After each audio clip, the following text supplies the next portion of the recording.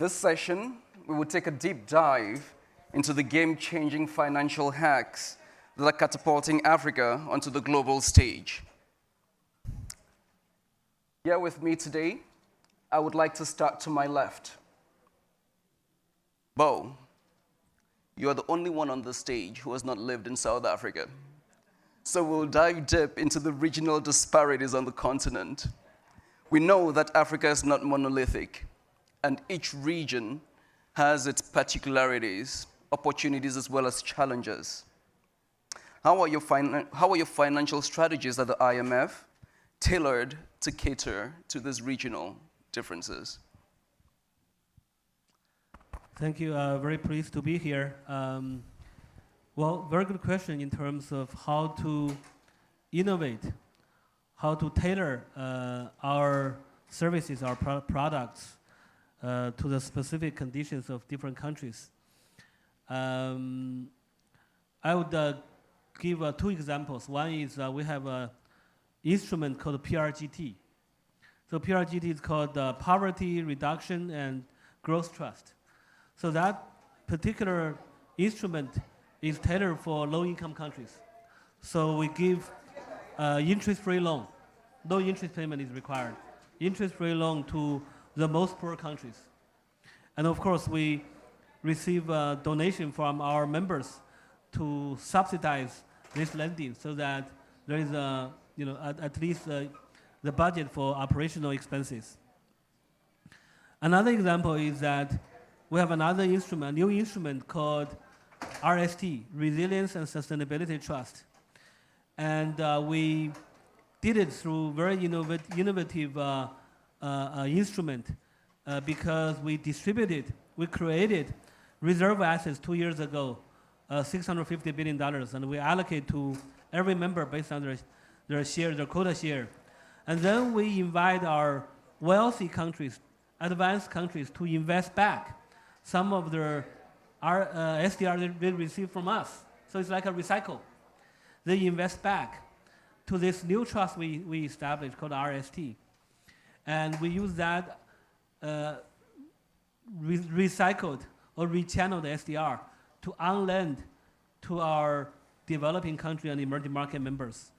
And talking about innovation, this RST is innovative not only in terms of the source of funding, but we also introduce a new concept to our lending, which is vulnerability.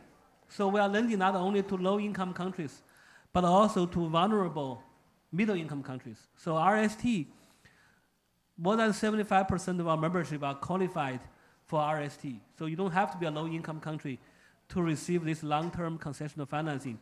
If you are a vulnerable country under climate change, even if you are middle income, you are eligible to borrow under RST. So that's another aspect of innovation from us.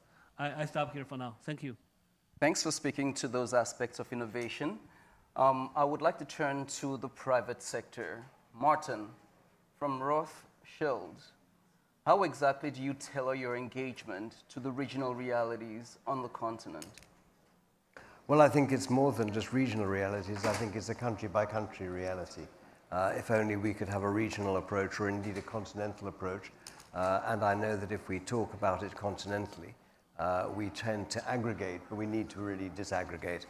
What we've seen, of course, in the post-COVID environment was that a number of the markets that were open before COVID were closed, and indeed they remain closed. So for many of the countries concerned, their access to the markets is constrained, if possible at all.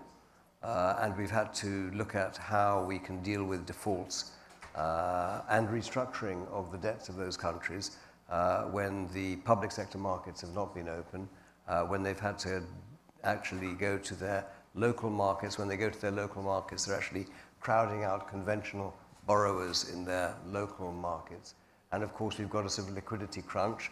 As we were discussing outside, spreads have gone up. We've got a very volatile global environment that we have to operate in. And so organizations, multilateral and bilateral organizations, have a critical role to play in actually guaranteeing some of the obligations of the countries concerned so that we can restructure their way out of these very challenging times. Now, I think the bigger problem that we all need to acknowledge is that the quantum, and we've been discussing this earlier today, of capital that needs to be raised is an extraordinarily large number. Earlier this week, of course, we had a midterm review of the Sustainable Development Goals. For developing countries, the gap per annum for achieving the sort of capital spend that's required to meet the Sustainable Development Goals is about $2.5 trillion per annum. Now, I think we need to get that into some sort of perspective. So when we bring it down to a national level for each of the countries, we need to have a very tailored approach, as we were discussing, in terms of access to finance, in terms of appropriate provision of data, making sure that we can build credible, trust-based documentation that can go to the market domestically or internationally, and that indeed countries, many of whom have to now embark upon structural adjustment programs, observe their obligations and account accordingly. When you've got those ingredients, then I think that there is tremendous potential, but we need to be very focused and very deliberate about how we take them to market. Thanks for raising the issue about going granular on most of these financing issues. I'll turn to Sanjeev now. Faced with the liquidity crunch, what are a number of hacks we could use to actually trigger innovative financing? Yeah, so obviously good afternoon, everybody. And it's good that we arrive late, because I believe this week if you're not late, you're not fashionable. So, so it's good we are fashionable. So, you know, I obviously wear a slightly different hat to the other individuals on the stage, in the sense that I work for a Pan-African multilateral for whom Africa is the only game we have, right? We raise money from Africa, deploy it in Africa, develop projects in Africa, and then bring in global capital to work alongside in Africa. So the volatility, the crisis, the various stages of distress and dismay that the continent goes through, it's kind of deja vu for us, because we have to find ways of managing that, right? So over time, we have, I think, devised a model that you call it innovative, but we call it pragmatic.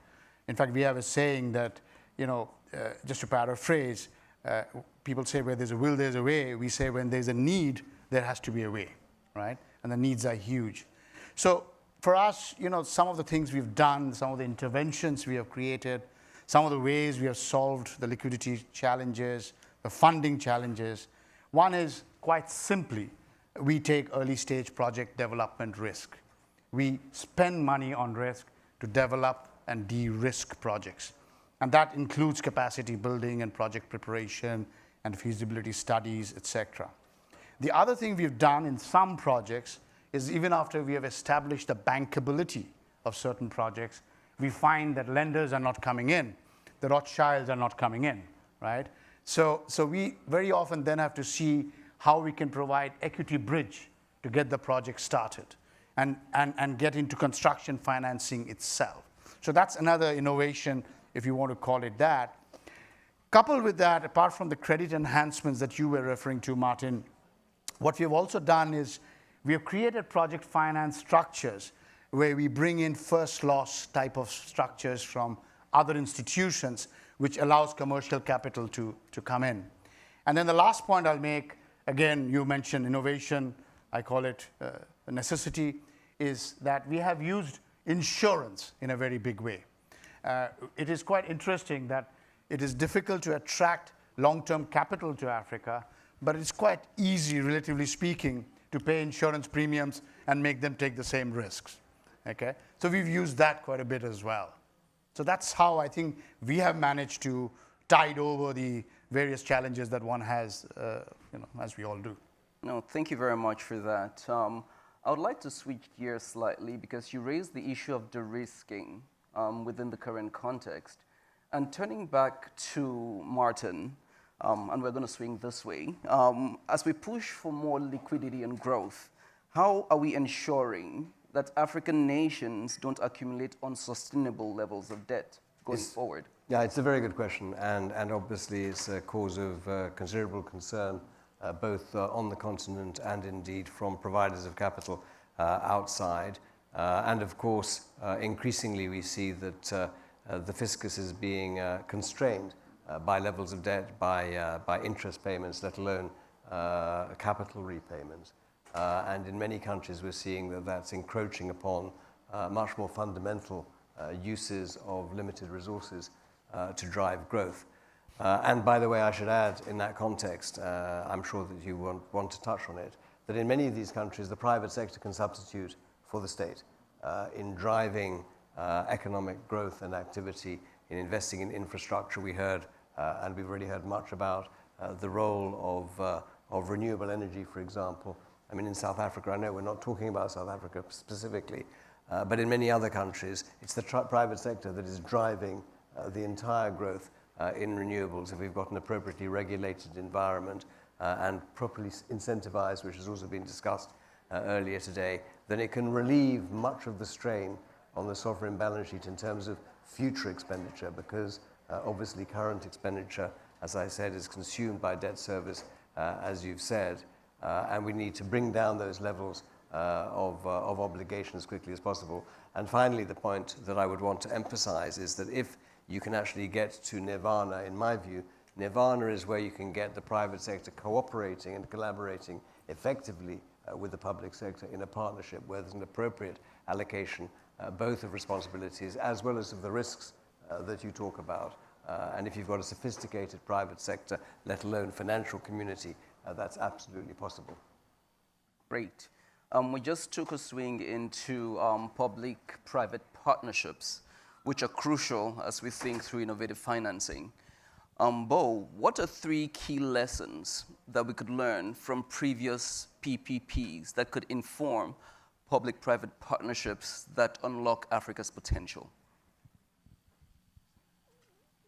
Very good question. I'm not an expert on PPP, but what I have learned in the last couple of years since I joined the International Monetary Fund is that in order to support African countries, in order to support developing countries, we need several pillars in terms of supporting the private investors to go into countries in Africa, go into developing countries.